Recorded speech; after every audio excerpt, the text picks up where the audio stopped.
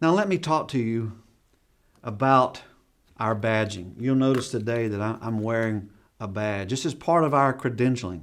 Badging is required. It is given the evidence that you've gone through the training. To be credentialed, you have to go through a background check. On our website, you can find the links to go and do that background check. Once you do that, then we'll get a record of that. And then as you go through this training, then we'll put the two together and then give you a badge. This badge allows us to identify you, and it allows law enforcement and other emergency personnel to know that you are a part of Florida Baptist Disaster Relief. Each year we do the training. Each year we give out new badges to volunteers and to returning volunteers. These badges are good for 3 years. So does that mean I can only come every 3 years? Well, I guess. But really, I would encourage you to stay every time we have a training, to stay involved, to get involved, go to a training, because every year we're learning and we're adapting and we're expanding and we're growing in our understanding of this ministry. So again, be aware of the badge and its power and its necessity. There have been so many times when we've had volunteers who drove up on a disaster site who were allowed to go in. Why? Because they were recognized by the state of Florida and law enforcement officials as being a trained, credentialed volunteer. Well, look at the logo that's on my shirt. Look at the logo that's on your screen. That logo is our story. It tells a story, and it is a national logo that's been recognized now for 50 plus years. And it does tell the story. It is our official badge, and it tells the story. Let me go back and look at the screen here. It reminds us that we are all working in this together under the banner of Southern Baptist, under the banner of Florida Baptist, under the banner of our local church. We're here to respond in disaster relief. And when you see this logo, you know it to be the official logo of Southern Baptist Disaster Relief. The only difference in any other state convention is where you see ours saying Florida, the other states will have their state, Mississippi, Alabama, whatever their state is, that would be the difference. But it tells a story because at the center, at the heart of this badge, this logo, is this. You see the symbol of the wheat, you see the symbol of the fish. It's there to remind us and to tell others that we're here to meet the physical and the spiritual needs of people. The wheat being a symbol of bread and the fish being a symbol of followers of Christ. It is our official logo. Therefore, when you wear that badge or when you wear this logo, you are officially representing Florida Baptist and Southern Baptist Disaster Relief. So when you wear it, you're promoting the ministry. Now let me say again, you're promoting it. So again, let your feet and your tongue all be going in the same direction, remember? So that what we do and what we say is highlighting, promoting the ministry of disaster relief. Your actions will either diminish or highlight in a positive way or a negative way what we do. So use it as an opportunity to share the reason of hope within you. I've had so many opportunities in wearing this shirt and with this badge, and people ask me, well, what does that mean? And I'm able quickly to tell them the story. We are a group of Southern Baptists, Florida Baptists, banding together in times of disaster to offer help and healing and hope, to let them know that Jesus loves them. And I'm telling you, friend, right there, remember, you're engaging a person in ministry. They may need to hear that. They may need to know, and God has put you in their life to let them know that God loves them and God wants to meet the needs. Now, we try to communicate with you as best we can. You know, as we go, the older I get, the more I still hear the same. And what is it? Communicate, communicate, communicate. We try to do our best at communicating through you. We have a website. We use email. We use Twitter. We are on Facebook. We have those basic social media things that we do to try to keep you in touch with what we do and when we're doing it. So always, by default, you can go to our webpage or to our Facebook page, and you can learn about current actions or current activities. And so I encourage you to stay connected with us through these mediums. But also it's important for you to connect with us. We need your current email and your current phone information. Your email may change. If it does, I'm not going to know that unless you notify us. So please, we need you to communicate with us. Keep your email and your phone current. Because if you don't let us know, then we cannot let you know when the call comes. I hope that makes sense to you.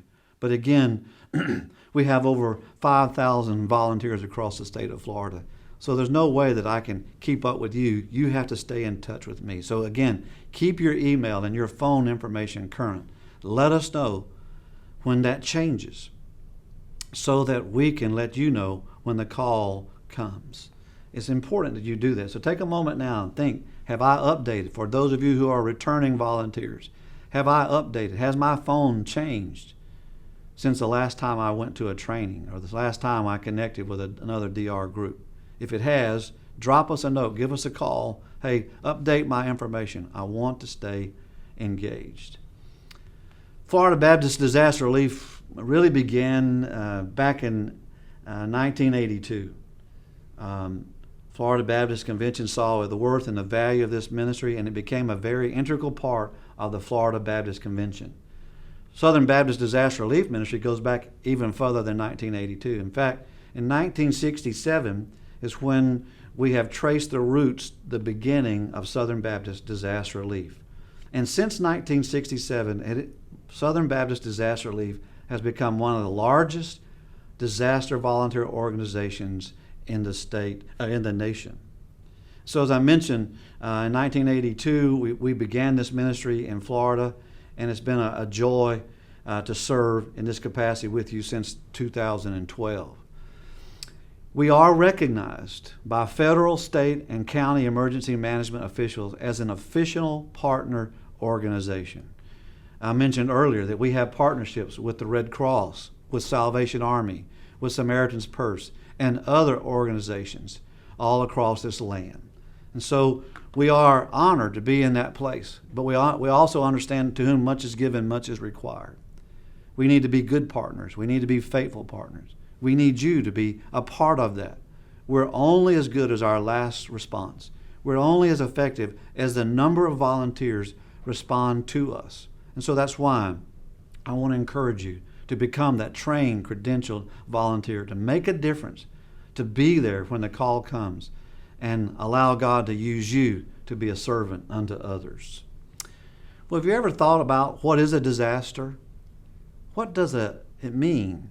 Well, if you look in a textbook or a dictionary, you might find this definition. It's that a disaster is an occurrence that causes human suffering or creates human needs that survivors cannot alleviate without assistance. You might say something bad has happened and people need help. It doesn't matter what caused the disaster or how big or how small. If we have people and resources, we will seek ways to serve those in need. Now think with me. If my wife calls and I'm out of town, and she calls me early one morning and says, the washing machine hose has busted and there's water all over the house, is that a disaster? Well, I don't know about you, but it would be in my home. If your hot water heater bursts and there's water now flooding the home, is that a disaster? Yes. Can I respond? You better believe I'm going to do everything I can to respond. It's my home. But what about my neighbor? What about learning of that kind of event that goes on maybe in your neighbor across the street or another family across town? Can we minister? Absolutely. So when we think of disaster response, don't think of just the hurricane or just the tornado. Think about those occurrences that happen, those storms that can blow through and pop up as they so rapidly do here in Florida, or the hot water heater, or something other has happened in that person's life and they need help. It's always been our goal that you mobilize and be ready to mobilize in your church to respond to whatever the issue is, to help that family in their time of crisis and to make a difference in their life. To the survivor, you are the modern day Good Samaritan. You are the person that's showing God's love with no strings attached. You become the servant evangelist. You become involved in ministry. Now let me say this about disaster relief ministries. It is a ministry of inconvenience. What do I mean by that? Well, it just simply means disasters are going to occur when we don't really need them or expect them. We can't plan a disaster. Let me back up. Do I need to turn that off? Is it all right? Okay. So that's a caveat we need to drop out. I guess you'll catch that. Let me say this about disaster relief ministry. It's always a ministry of inconvenience. I mean, we don't plan for disasters. We're not looking at our calendar today and say on this date, some date out in the future is when we're going to have a disaster, so let's get ready to respond. It never occurs that way. But it is an opportunity for God to work through us. Keep that in mind. Disasters occur, and when they occur, it becomes now an opportunity for you and for me to respond, to make a difference in someone's life who's going through a disaster. It's the gospel in action. It's the gospel in its work clothes. It is the church in its work clothes ministering to people. It's rewarding and it is contagious. I mean, once you serve, once you are a part of one call out, I believe you're so infused that you're forever changed. It's just something about being an instrument, stepping into someone's world that has been torn apart and being the hands and feet of Jesus to help them, to listen to them, to pray with them, to cry with them, to encourage them, to share Jesus with them. All of those things, it's so infectious. You'll never, ever be the same if you have a servant's heart. So remember that and think with us. I want to be a part of disaster relief. I want to be a part of this ministry. I want to encourage it in my church. I want my Sunday school class. I want my other groups of people that I connect with to be involved in this, because here's a chance. Here's an opportunity that we can come alongside someone and make a difference in their life. Now, let me talk to you about how we're organized. There is organization, and it's necessary. We're trying to cover the entire state of Florida and be ready to respond to anywhere in the world. So we need organization. In the state of Florida, we have the state of Florida divided into seven regions. These regions were set up by the Florida Division of Emergency Management, and these are the regions that we work with in conjunction with our partners in the state of Florida. You see on the map how the state of Florida is broken up from Regions 1, which is in the Panhandle from Pensacola over to about Tallahassee, all the way around to Region 7, which is down in the Miami and the Keys area. Again, when we respond, there are 5 ways in which you and I can engage. The first is a local response. That means something has happened in our backyard, something has happened in our town, some type of disaster. And we stand up, a group of us come together, we're made aware of the need, and we respond. We go and we minister in Jesus' name, and we help that family or families in their time of need. It could grow to become a regional response. We just recently had a couple of tornadoes to go through our state. One hit in Pensacola and Graceful and Panama City and Tallahassee. Well, we responded. It was a regional response. Teams from those regions, volunteers from those regions responded to the needs of the people that we were made aware of after the tornado passed through.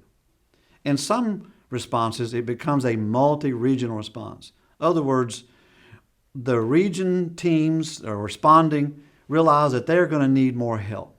So we ask other teams from other regions to come in and serve alongside of us. We may not ask every region, just the closest ones, for obvious reasons, to come in and assist. It could grow to a statewide response. That means the event has occurred somewhere in the state, and we need all hands on deck. We need everybody in Florida to come and engage in this kind of response. There's also a fifth type of response, which is our what we would call our out-of-state response. There is a process for how we respond out of state. We don't just jump in our trucks and head that way, but there is a process, and I'll talk to you about how we do that. So understand that Southern Baptist, again, is a network of state conventions working together, and the way we respond to an out-of-state response is simply this. The affected state convention is always in the driver's seat. It's always responsible for coordinating any large multi-out-of-state event, which makes sense. When the hurricanes hit us, we invite other states to come in, and they understand quickly that they fall under the direction and under leadership of the affected state director. So as a non-affected state convention, we wait until we're asked or invited to come in. And we do that for obvious reasons. This affected state approach allows us to have a good, clear chain of command. It reduces any kinds of duplications of services. It maximizes our resources. And remember, we only have so many people, we only have so much time, and we only have so much dollars. So how can we be the best steward of this? So as a non-affected state, say if something happens in Alabama, well, we will be in conversation with the Alabama state director. He may say to me, Delton, we've got it covered. Or he may say to me, Delton, this is a big one. We're going to need help. Can you send volunteers? He will also tell me where he wants us to go. And then we'll begin mobilizing volunteers to respond. Wherever that state, and we have sent volunteers all across this country, from New York to Pennsylvania to Colorado, Texas. But we've done it in an organized effort. And by doing it this way, we're the best stewards of our people and our resources. So again, you need to see that there is a reason that we don't just jump up. Now, what about those of us who live right along the border of Georgia and Alabama and northern Florida? Well, obviously, we have folks that live in Georgia, but they come to churches in Florida, or vice versa. They live in Florida, but they go to churches in Georgia. We have working agreements with Georgia and Alabama. When we have that a zone in that zone or that area, we understand that people are going to first, that's in their backyard, that's in their neighborhood. So yes, go and respond, but we'll be in close coordination and communication with our partner states as we respond. But generally, when you hear of something going on in another state, we are already in conversation with that state director, learning what their needs are and how we can assist. And many times they're able to handle it, and in some cases, they ask for help. So let me drill down a little bit more about how we structure ourselves. We follow what is called incident command. We have incident management teams that we train and build. Every site will have an incident commander. That person will be easily identified because they will be wearing a white hat. I jokingly say God has given me a permanent white hat as your state director. At least I used to have a real clear white hat. It seems to be less and less every day that I get older. But we're also, in our incident command structure, we have incident commanders, we have unit directors. A unit director you'll be able to recognize quickly because they will be wearing a blue hat. These hats tell us of the different roles that people have. Remember, all of us are servants. And that is so important. We have a role, we have responsibility, and so we have an incident command. That's his or her role in leading the response. We have unit directors, team leaders, and they have a role and a response. And so at the end of the day, all of us are there just to be servants. And you may notice that today one person may have a hat on, a blue hat or a white hat, and tomorrow they will not. Those roles will change, and we can interact, and we do it that way. The most common hat that you see and the most important hat that you'll ever wear is a yellow hat. I mean, without a yellow hat, why have a blue hat? Who are they leading? White hat, who are they directing? If there are no yellow hats. That's the most important hat you and I can ever wear. Without it, nothing is going to happen. So we're there to serve. We structure ourselves. We organize ourselves to be the most effective way, to serve the most effective way that we can. And the person who wears that yellow hat is a trained volunteer ready to serve in Jesus' name. And so without you, it cannot happen.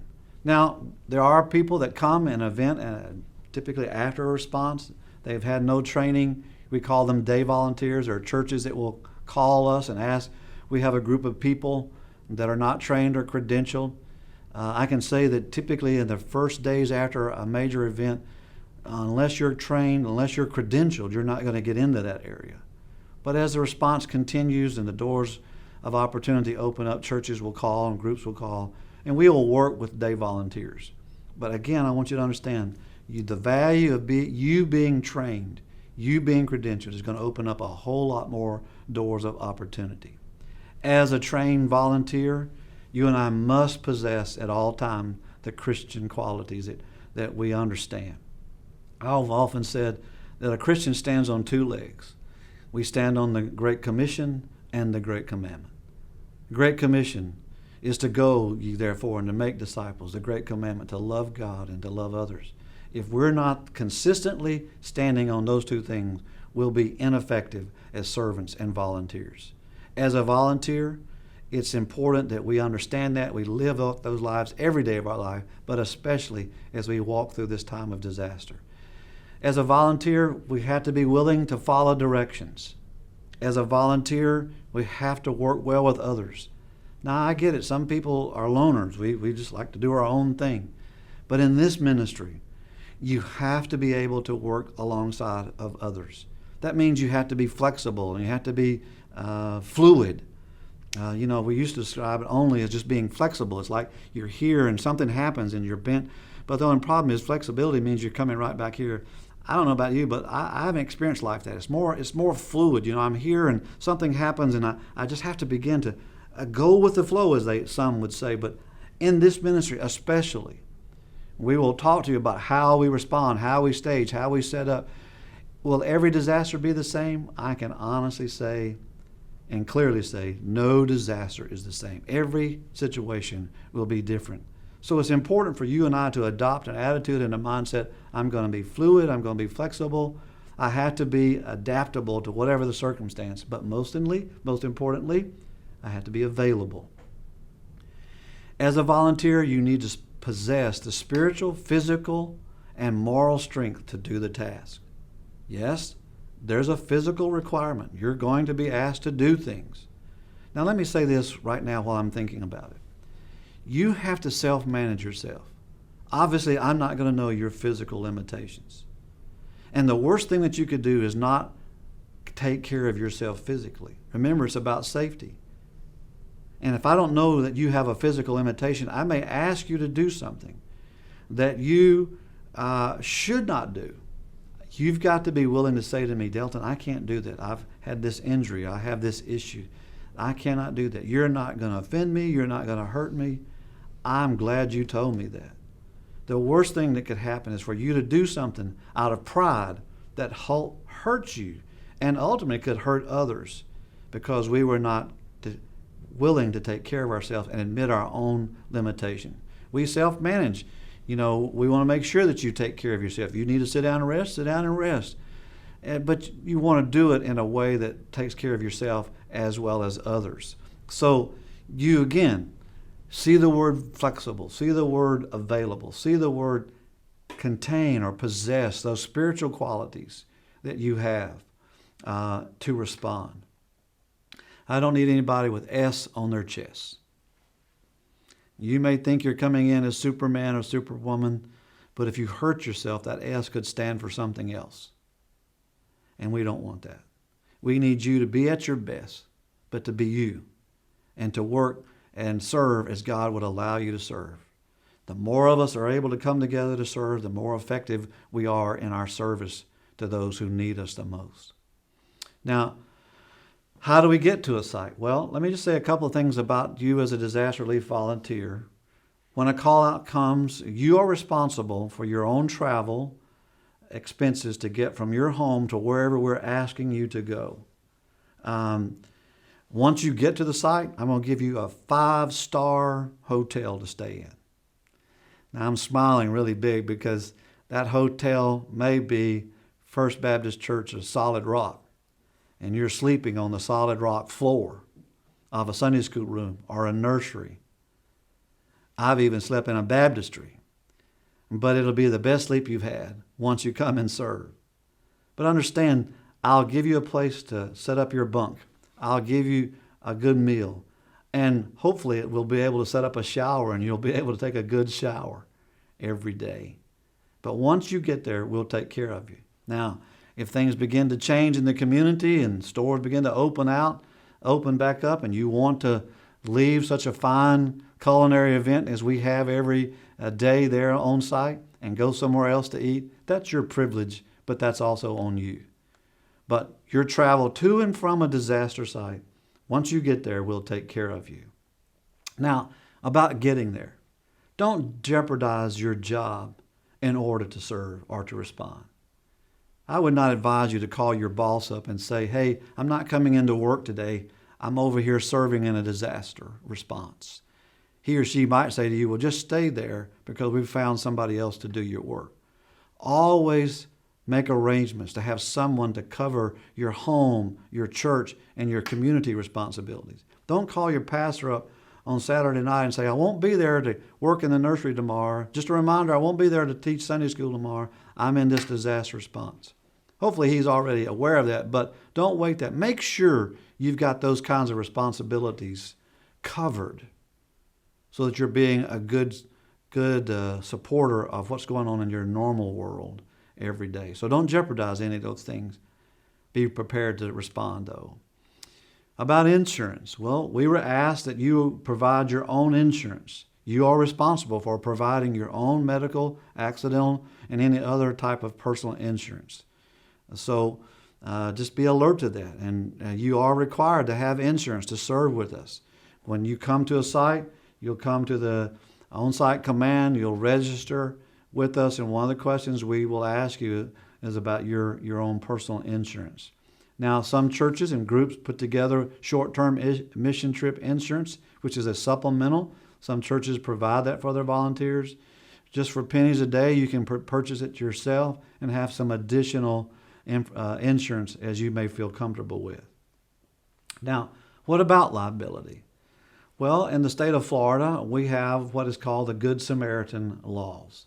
That means if we follow directions and we do not exceed our training or our experience, we are protected under what's called the Good Samaritan law. We've used good common sense and good judgment. And so I just want to remind you that we have that kind of liability coverage. The state of Florida, the Florida Baptist Convention, has some liability coverage, but again, we're counting on you to be safe and sure with what you do. We're also counting on you to have your own coverage as you come and volunteer. We have a covenant that's in your packet that you'll be able to get and review and keep. We ask you to keep up with that packet and that information and review that, especially as you're getting ready to go. Pull that material up, look at it, read over, just to remind yourself of those kinds of things that you need to be sensitive to and be aware of. I cannot stress enough how important it is for you and I to maintain our spiritual balance. We can ruin a whole week's worth of work by one or two careless words or actions. You're going to meet people that may have some anger issues toward God. And they may not reflect the language that you're commonly used to hearing. At least I hope not. But when they do, you've got to be able to respond in a Christ-like way.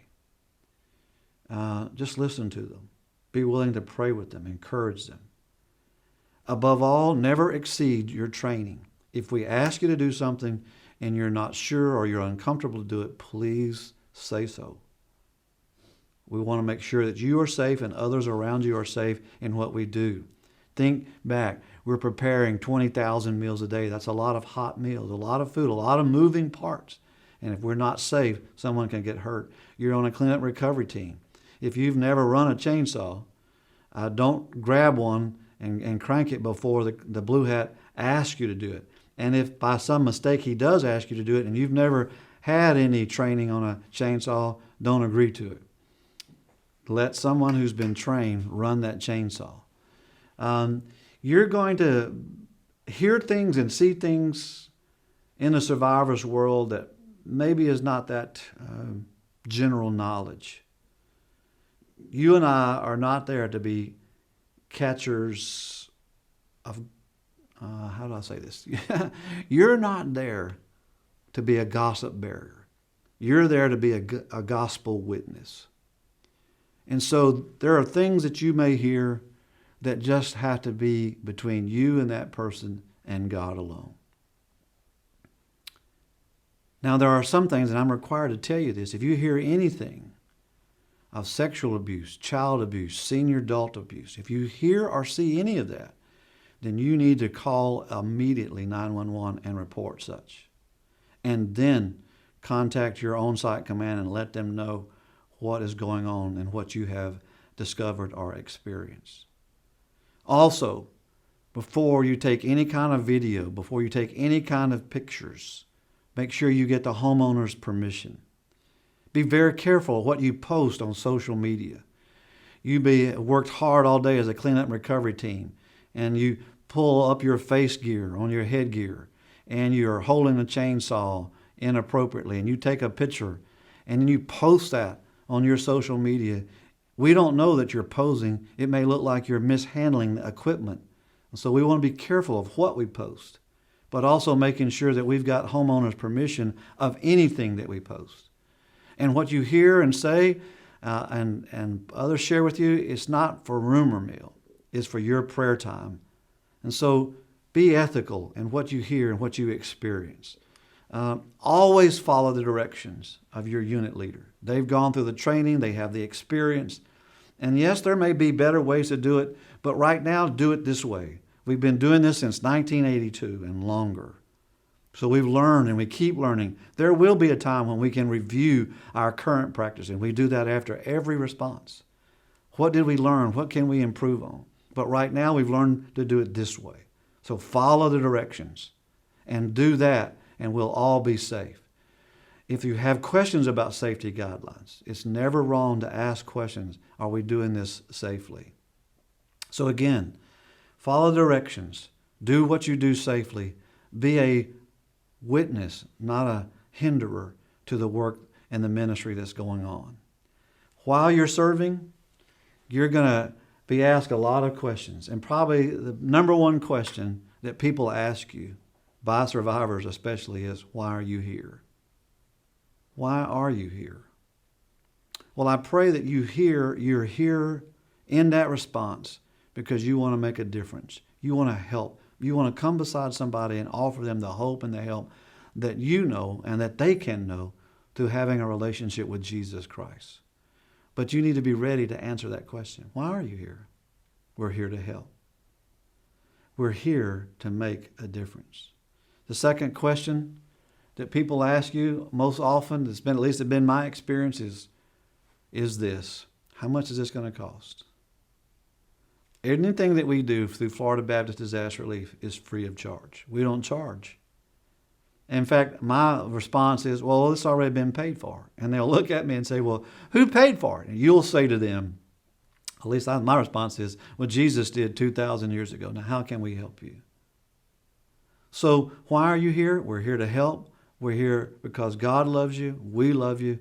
We want to help you. That's as honest as I know how to be. And that's what we need to be, is open and honest. We're here to help. We're here to care. We're from, and you name your church, your group you're with, and say we're here to help you. And then understand that the media have a job to do. They're trying to tell the story. Never be afraid of the media. Now, I have watched people, when the media team shows up, the car, the van pulls up, and the man gets out and he's got on a coat and tie. The lady gets out and she's dressed up, and the guy gets out with the camera, and everybody just scatters. Like they just evaporate. Like, where did everybody go? Well, they're afraid of the media. Well, don't be afraid of the media. Let them help you tell your story. Tell them why you're here. Tell them you're here from, and you name your church. And we're working with the Florida Baptist Disaster Relief. We're staying over here at whatever place that we have and where we are, and we're here helping people. And we just want people to know that Jesus loves them. And that's what you're here for, and that's what you tell the reporter. Now, if that reporter begins to ask you specific questions, how many of you here? How much work have you done? How long are you going to stay? Well, that's when you can say to them, and I ask you to do this. When they start asking those kinds of questions, say, well, we have an instant command. We're over here, and you name the place that we're staged. Say, I would encourage you to visit over there or call over there and talk to them about those kinds of questions. They can tell you more accurately those kinds of factual or mission-driven kinds of data. And we'll try to post information every day just so that you kind of know. But again, when that media person shows up, tell them your story. Tell them you're here helping people in the name of Jesus, and be yourself. And it'll be a great story for people to tell and for others to hear. So how do you go? What's the process? When do we get a call? When do we know to go? All those, what's those things? Let me talk to you a few minutes about that. And in our next session, this last session, we'll talk about getting ready to go.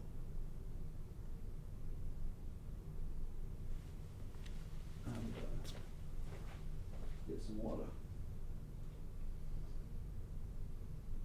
Is it? You haven't fallen asleep? You haven't fallen off the chair? No. What do you think? Is it going all right? Yep, it's going fine. So we're still recording, right? Oh, yeah. Okay.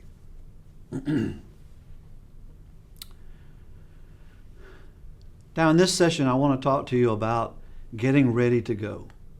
We use a system, it's nothing new to anyone, just an alert, standby, go, no go, and closing.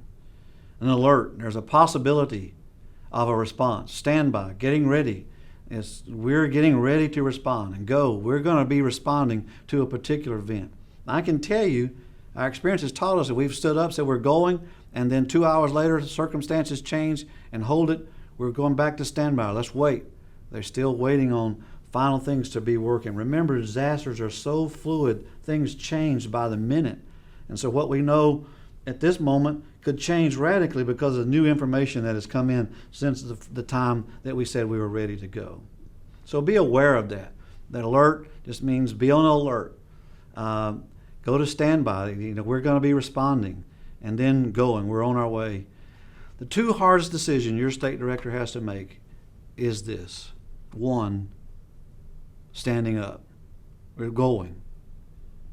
Because it involves a lot of people and a lot of resources. And it's not one that we take lightly. The next hardest decision is this: when to stop. When to stop. When do we stop responding? I've heard one person say, disaster response is like a three-legged stool. We respond as long as there's work, there's ministry, as long as we have resources to do what's needed to be done, and we have volunteers. One of those three things falls, and then that's when the response stops. But I'll tell you, it's difficult to say we've gone as far as we can. We went 128 days in Hurricane Michael response. It was a long response. And even after 128 days, it was hard to say, this is our last day. So understand is kind of the way we'll walk through. We'll put you on alert. We're going to stand by, and then we're ready to go. We communicate with you. We'll use our primary means of communicating to you through email, through calls. And so, again, I remind you to keep your email and your phone current so that we can keep in contact with you. Obviously, when we get into hurricane season, one thing I've learned about Floridians is that Floridians don't have one hurricane app. They have about 5 on their phone. And so everybody's going to be tracking the storm, knowing what it's about. But when you're talking 7 days out, 5 days out, you should already know that your leadership, your state disaster relief leadership, is already at work, planning and anticipating what our needs are going to be and the challenges that are going to be ahead of us. So get ready and anticipate a call out fairly soon. Again, here's our telephone number, 800-226-8584. Call us to make sure that we've got your current information. After today's training and the events that you go through, you'll get a badge. You'll become a credential volunteer. Your credentials are good for 3 years. And we will be ready to respond when the call comes. And typically at a major event, you're going to respond for 5 days or 6 days. 1 day to travel, 4 days to serve, 1 day to travel back home. Sometimes we may ask you up front, could you stay longer? Some people can only give 3 days. It depends on the proximity of the event, where it is and where you live in that, and it also depends on the needs. And so, but as you're thinking especially about a major event like a hurricane, we try to set up and plan accordingly so that we know that we have this many people coming in for this many days. When you come, expect to work the entire time you're there. Expect to serve, even on Sundays. Now, what we do, especially as we sit down with the church that we're staged at, we'll sit down with their pastor and their leadership. They know their community, and they know best for us to respond. So we'll say to the pastor, what's the community's will? What's your will? Your understanding, should we be out on Sunday mornings helping people recover? Sometimes we will delay that till Sunday afternoon. But normally, even then, we'll be working, we'll be doing something on that Sunday. We'll go to church with our church family that morning, and then that afternoon we'll go out. Some churches have early service. We'll go to the early service and then go out. But we'll let that church help us understand the heartbeat of that community. Because remember, when we leave, the church is still there. And so we want to be a good partner with the church and those local churches so that we're able to give a solid witness to the hope of Christ and the witness of that church. So when you go through this process, you've got to be, again, flexible. You've got to remain fluid because every situation is going to change. I could describe to you how we did one event, and I can promise you if we go to another event, things will change. So again, being flexible. You've got to be able to take care of yourself. Things are going to change. Have you heard me say this? Things will change, and you've got to adjust. You've got to be willing to inform leaders of the particular skills that you have, but you've also got to be ready to just be a servant and work. Now, as you go out, as your team goes, don't expect to work with only your group, because once you get there, we may need some of you to go and work with another team. Maybe this team only has 3, they need 5, and your team has 8. Well, we may ask 3 of you to go with this team. Again, it's all about being a servant. It's all about being flexible and work. Don't expect to go sightsee. You're there. We want to be a good steward of your time. We're wanting to be good stewards of everything that's going on. And so we're not going to get there and go 2 days of sightseeing and then work. And let me go ahead and say this. Don't expect your leadership team, your blue hats, to know everything. Really? I mean, we're just like you. We're servants who are in this school of knowledge, and we're learning every day. But they have the skills and the mindset to know enough to be your team leader. So follow their directions. There will be times when we can sit down and discuss, hey, can we do this better? And we'll want input. But right now, let's do what we know to do it and do it well and do it safely. When you get to the site, say we've invited you to go, you say we will tell you where we want you to go. We'll give you an address and a location. When you arrive, you'll look for the on-site command, the leadership, the tent, or wherever we've set up the unit that is there where our on-site commands are. When you get there, you'll register. You'll get a copy of the daily schedule. We call it our ministry rhythm. you'll get a room assignment.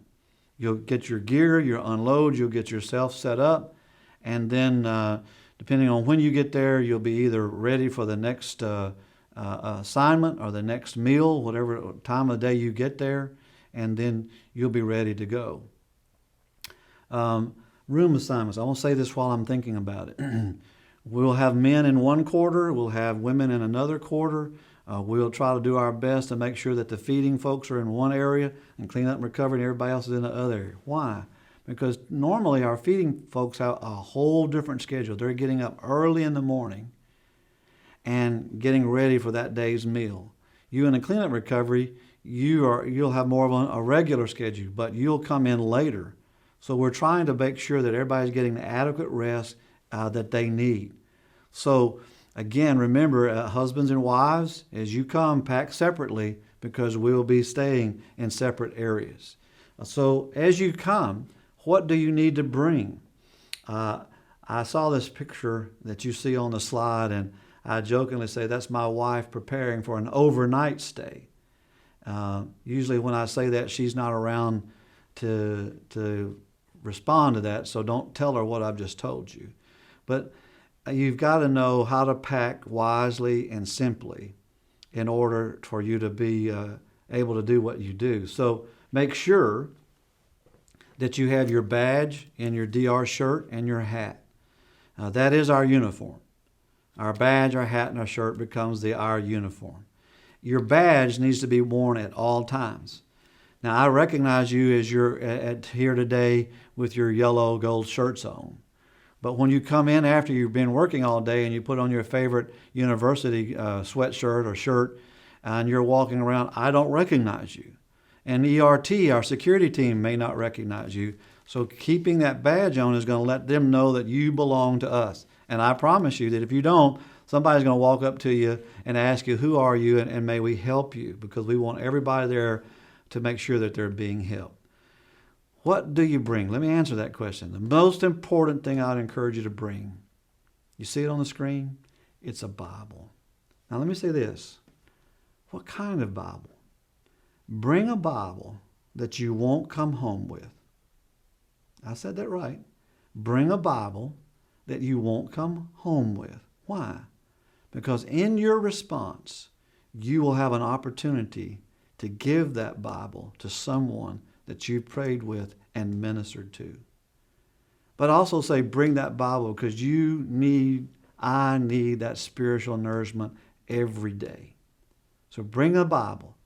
Now I would not encourage you to bring the Bible that you've got all your sermon notes in and all your class notes in. Because as safe as we try to be, something could happen. A cup could spill, water, so bring the Bible that you can give away. The second thing I always say, make sure that you've packed, you see the screen? Those are called earplugs. Now, we will be staying in quarters where we're in groups. So I know you don't snore, but rest assured me, others in that room will. So bring you some earplugs. And if necessary, if you need the eye covering to just kind of give you a darkness, because it won't be completely dark in the rooms that we stay in. Now, again, be safe and be wise in what you bring, but just be aware of that. I show you this image, but I want you to see what the screen says. Our sleeping, a single twin-size cot or air mattress. Do not bring a queen or king-size air mattress. If you do, then you've taken up the space of 3 or 4 others. And when space is limited, we can't afford that kind of space. A single or twin-size cot or air mattress is fine. I have one of the double high. That's fine. And you don't have to go down to the ground as far with a double high. But again, think of single, twin-size cot or air mattress. And again, husband and wife, each one of you. Because guys, if you only come with one cot, the floor will get not as hard on the second night because she will get the cot, right? So remember, a single or twin-size cot. We do provide showers. That is our intent. Now sometimes in the initial days of response, There may be issues. We may not have the propane we need. There may be some other logistical issue. But normally we'll provide showers. And the only thing that we ask is that you be modest and sensible when you're going back and forth from your sleeping quarters to the shower unit. So just keep that in mind and dress appropriately going back and forth. Each of our shower units normally are private stalls, and so there's a lot of privacy there, and you'll feel safe and secure. But again, it's just traveling back and forth that you want to be modest in your approach. Bring enough medication for a 7 to 14 day supply. I say 14 day. Well, I'm only coming for a week. I understand that. But go ahead and get a 14-day supply, because you don't know what is going to happen in the 7 days while you're there. There may be another incident. There may be another disaster. So I just say have those kinds of prescription. I cannot, nor can we give you any ingestible medication. So that means you have to bring your own Tylenol, your own aspirin, any vitamins that you have. I cannot provide you that. Your on-site command cannot provide you that. So whatever meds you need to prep for and bring yourself. I mentioned about couples. I'll go ahead and say that again. We will be separated. Normally, there's the plan and the process. Women will be in one area, men will be in the other area. We want you to understand that so that you're ready to respond and you're packing appropriately. Also think this about packing. If you try to come as a group, there's only so many suitcases, only so many duffel bags that can go in the back of the truck or in the back of the van. So again, try to minimize what you bring. I would say this, bring at least 2 pair of working shoes. 2 pair of working shoes. Now, yes, you can bring flip-flops. We don't work in flip-flops. But we can relax, and in our casual time, our downtime, if you want to wear a flip-flop, that's fine. But working shoes, good hard-toed shoes, good solid shoes that will protect your feet. But bring 2 pair. Why do I say 2 pair? If you wear 1 pair today, let them rest, and you wear the 2nd pair the next day. Take care of your feet. Bring enough socks that will take care of your feet so that your feet will stay dry and comfortable. Keep a positive attitude. Bring a positive attitude with you. Remember, we're in a disaster response, so don't bring your pets. We have people call up and want to know, can they bring their dog or their cat? And we just don't have that kind of setup to allow that. Now, some have asked me about those ministries where we have that kind of ministry. It's a great ministry, but we're just not equipped to do that. So most of our sites, we ask you to keep your pets at home. The other thing that you'll see on that screen, if you can see it clearly, but I'll identify it for you, is perfumes or colognes or scented sprays. Through our years of experience, we've learned that if you put a bunch of people in the same room with all of them different colognes and different scented sprays, it can really trigger allergies. So just leave those kinds of things at home. And that wing, after the first day, will all smell the same. Now, I have had people ask me, what about underarm deodorant? Please bring that. Yeah, please. But understand, the colognes and the sprays, those kind of things, yeah, let's let those stay. Hair dryers. I often remind people that when you get to a site, you may or may not have power. So I wouldn't worry about a hair dryer. Now, some of us, God's taken care of that for us already. Others of you, you're going to have to get comfortable not having a daily hair dryer. You may be staying in a church that has 1 plug-in. And if 3 or 4 of you try to plug up hair dryers and it pops the circuit and then now everybody's in the dark, you may not be the most popular person in the room that night because of your hair dryer. So just those kind of things, I'd say stay at home. If you bring your computer, your laptop, understand we more than likely will not have any kind of Wi-Fi service. If we do have Wi-Fi service, it will be dedicated to the incident command and will have a limited width, strength, and so all of that Wi-Fi will be geared strictly for our on-site command to keep in communication with our state partners and others across the response. So just understand, you may not have any kind of Wi-Fi capacity. You may not have power. So again, just be sensitive to that, or you may have limited power. I threw in the golf clubs just for chatter and laughter because, we won't have time to play any kind of golf. When you do go, listen to this. When you do go, tell your family not to expect a call as soon as you get there. Now think with me. You're going into a disaster area. So the likelihood of them having any kind of communication is very low. So if you tell the wife, I'll call you as soon as I get there, and you make the 6-hour drive and you get there and then you discover there's no cell service, there's no power, your wife is now getting very anxious. She hasn't heard from you. She's getting very nervous because she hasn't heard from you. So here's what we say. Tell your family, treat this as a missionary trip, and as soon as it's possible and we can and we have service, we'll be in touch with you. We'll let you know.